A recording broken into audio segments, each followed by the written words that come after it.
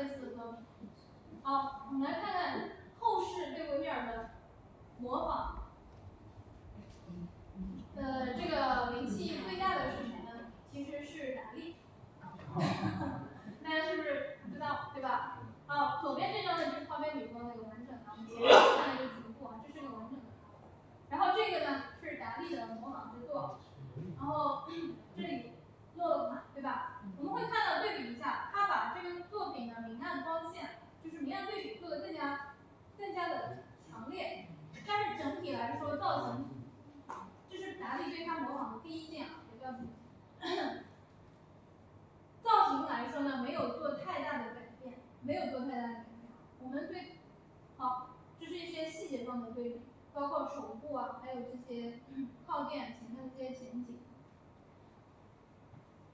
以及人物的这个脸部，做一个对比，就发现他把光影的变化处理得更加整齐一些。好，达利呢，一共做了四次对于花边女风的这样一个模仿和应该算改造吧。好，这是第二件作品，对他的一个叫偏执批判性研究。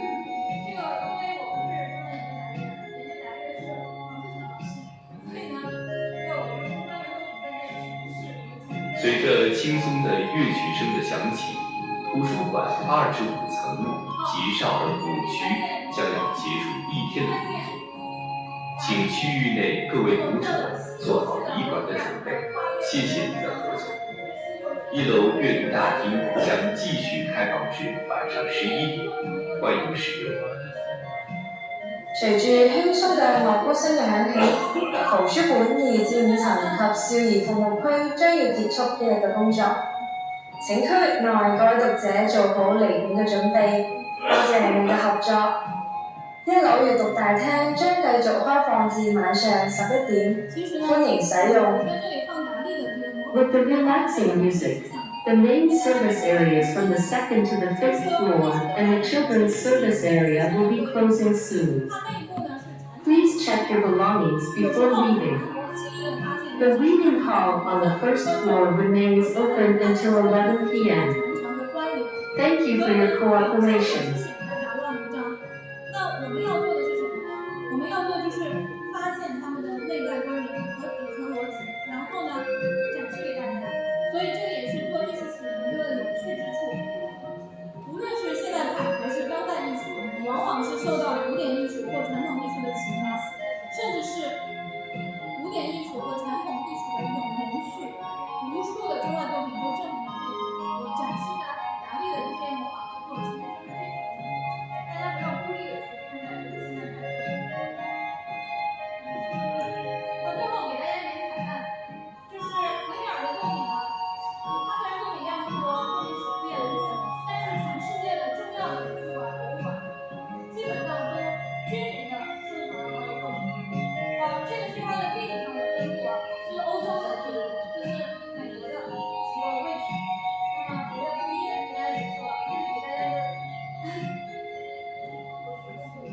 给大家整理了一下这17家美术馆、博物馆他们收藏的维米尔作品的数量。当然具体的作品的名单呢，我觉得也不用有兴趣看，可以找我要。因为近100年来呢，全世界很多人都成了维米尔的忠实粉丝，甚至呢，有些人用观看维米尔的原作来规划自己的这个旅行的路线。我要打卡，对吧？我要把维米尔的所有作品都看完，看原作都看完。就是如果随着轻松的乐曲声的响起，图书馆2至5层及少儿服务区将要结束一天的工作，请区域内各位读者做好礼馆的准备，谢谢您的合作。1楼阅读大厅将继续开放至晚上11點，歡迎使用。隨住輕鬆嘅樂鼓聲嘅響起，圖書館2至5層及少兒服務區將要結束呢日嘅工作。請區域內各位讀者做好離館嘅準備，多謝你嘅合作。1樓閱讀大廳將繼續開放至晚上11點，歡迎使用。那通过陈博士深入的讲解，我们也可以走进了米尔的世界。